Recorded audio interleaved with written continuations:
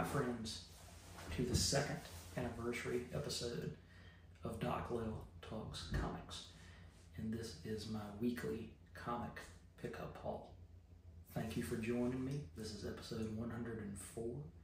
This has been a very arduous journey, but one that means a lot to me.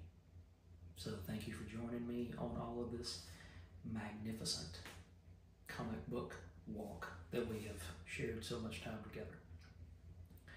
So we have just a few books this week that I wanted to talk about, but I'm going to start off with the one that I'm not going to talk about in this episode.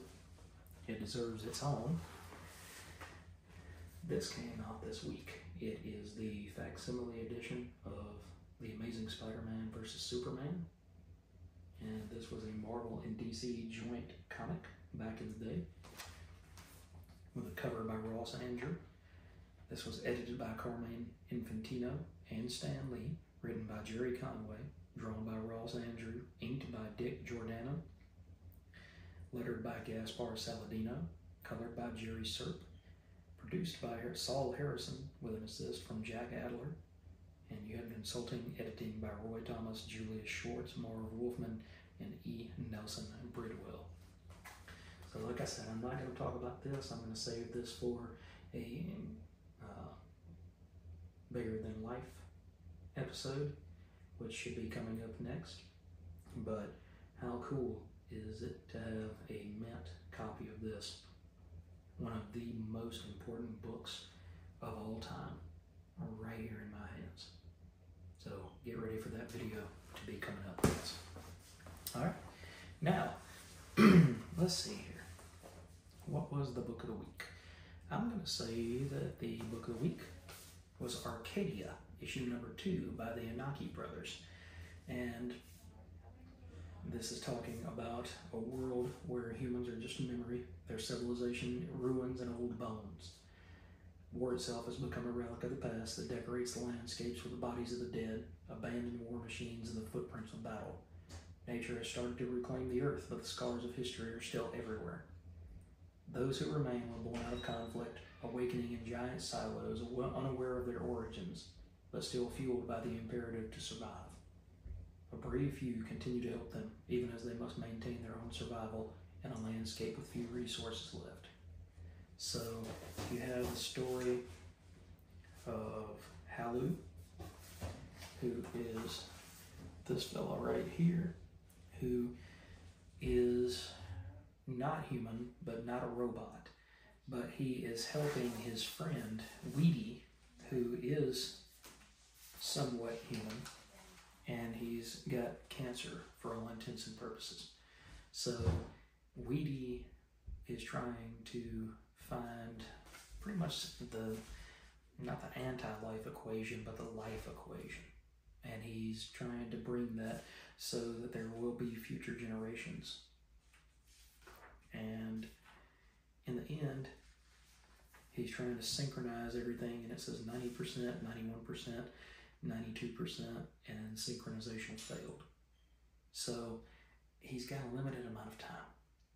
He's racing against the clock in order to help not humanity, but humanity survive. And it breaks his heart. And he says, I thought I had it for sure. I'll have to go back over the sequence, find what I'm not seeing. I've got to be missing something. And so, in the end, it becomes a love story between these two. But it's, unfortunately, Halu can't see it until Weedy is gone. And that is a deep, it strikes a deep chord. And it's one that really brings everything together and helps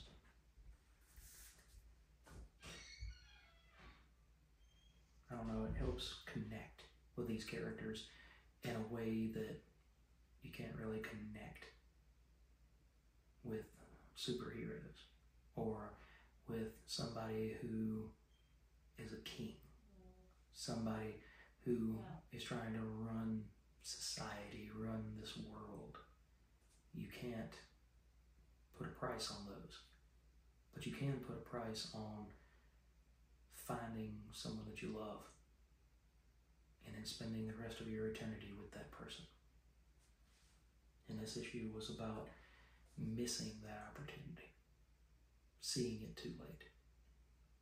So, if you want a tearjerker that is wrapped in a Hershey's foil, and it doesn't really look like very much at the beginning, it just looks nice and shiny, but it's got heart. Here's your story, guys. Arcadia from Ignition Press. It's absolutely a barn burner. Next up, Conan, Scourge of the Serpent, issue 4 of 4. What I have figured out about these is they have a finish. Every time that there's a Conan miniseries to go along with the main series, they have a finish. But the finish generally doesn't, it leaves it open-ended, okay? It's not like Peter Parker defeats the Shocker and Shocker goes to jail. Instead, Peter Parker defeats the Shocker, and in the very last panel of the very last page, the Shocker escapes, either through his own machinations or with some help from another supervillain. And here we have Jim Zub, Ivan Gill, and Jumping Joe Canola as the color artist. And Conan, King Cole, and Caroline are all out to face the serpent goddess right here. And this is the end game. This is unity or death. So they have to work together. Conan, understanding, he feels the air around him undulate and breathe, but his gaze remains locked upon the goddess. King Cole says the Exile King is still awash in the red rage of battle, but his darkest thoughts know that all wars end the same. And in Kerwan, the Haunted Scholar knows this is impossible and also everything that he's searched for his entire life. So she offers them to be her consort, and she offers them the chance to be everything that they ever wanted to be. Conan gets to become a king. He gets to pretty much become King Cole. And then Caroline becomes the most powerful sorcerer that this world or any other has ever known. But in the end, the very same strength of spirit that made them worthy of Set's sire-sent ambition gives them the vigor that they need to fight back. Conan cuts the head off of the serpent. Caroline manages to banish the evil spirits from his friend. And in the end, King Cole manages to destroy the fake Cole, the deceiver. He says, the order of the true king, the mightiest one to whom Volusia has ever bowed. So you get to see the finale. You get to see these three great warriors in their own way overcome the greatest challenge of all, the challenge of greed, the challenge of how can I jump over everybody else and get exactly where I want to be when I want to be there. That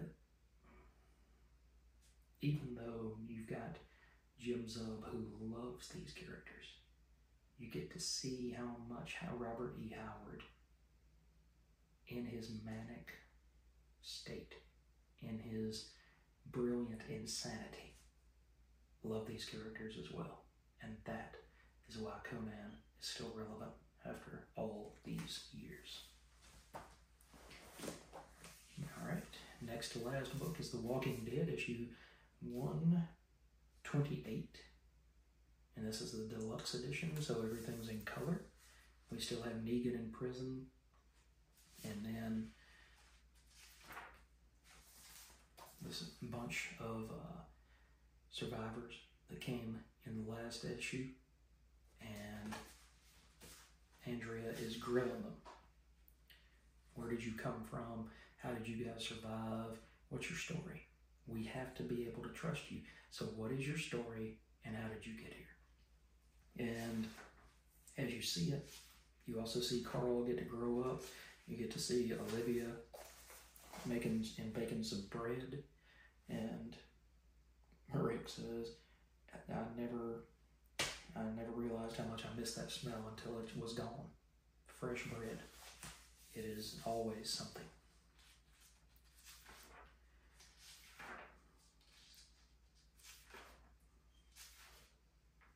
This is about survival. This is about beating the odds. Humankind finding their way even though the path is darkened. And I love those kind of stories. I love seeing God-given talents to humanity in order for them to rise above, to become more than what they were destined to be. But at the same time, finding exactly where each character was meant to be. This book is one of the greatest comics of all time, and even though I think it kind of lost its way around issue 150 and just kind of drug for the next 40 or so issues, I still think at this point it's got a lot to offer somebody who hasn't read this book before. Carl, the growing up of Carl, the ascension and nigh godhood in the eyes of the survivors of Rick. It was really an amazing thing to read month in and month out. And hey, with this you get it in color and you get it twice a month. So what's not to love? All right, and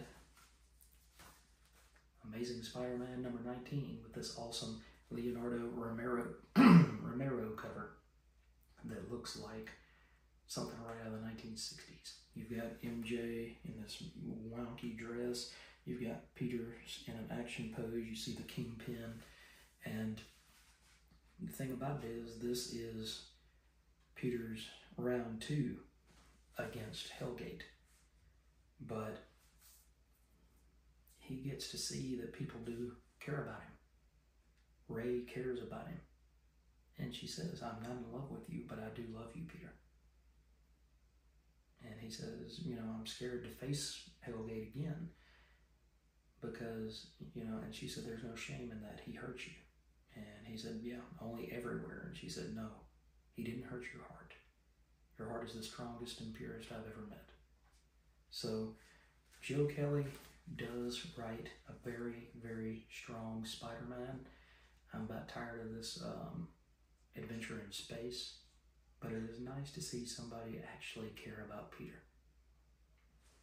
And I'm really scared for Ray in that instance, because what generally happens is that when somebody falls in love with Peter Parker, either he finds a way to get hurt or they die. So Ray may not be in the book once he goes to round 3 with Hellgate, which is upcoming. We're not there yet, but it was really a great book with art by Pepe Larraz, who just brings just excitement to the book. Not to say that I don't love J.R., but he does a more grounded New York-based story, and Pepe Larraz does the space-based stuff and absolutely knocks it out of the park. So it was kind of a short week this week, guys. I wish I had more to talk about, since it is a 2-year anniversary of when I started this channel, with the very first video being one talking about the first issue of Ultimate Spider-Man by Jonathan Hickman and Marco Checchetto, which is about to wrap up its run. So, but I'm not wrapping up this channel. We are just getting started. Like I said, 104 episodes. I'm proud of you guys for sticking around and that actually people care to hear what I have to say. So, thanks for watching, guys. Be looking out for that video with the Superman, Spider-Man Treasury Edition. That's coming up as well. So, have a wonderful day. I hope you guys pick up everything that you want at the shop. And let me know in the comments below what you read. I'm interested to see what you guys are picking up. And there may be some books out there that I haven't read or that I dropped, and I need to pick them back up, although not Absolute Batman. But thanks, guys, for joining me on this journey, and we will catch you in the next video. Take care.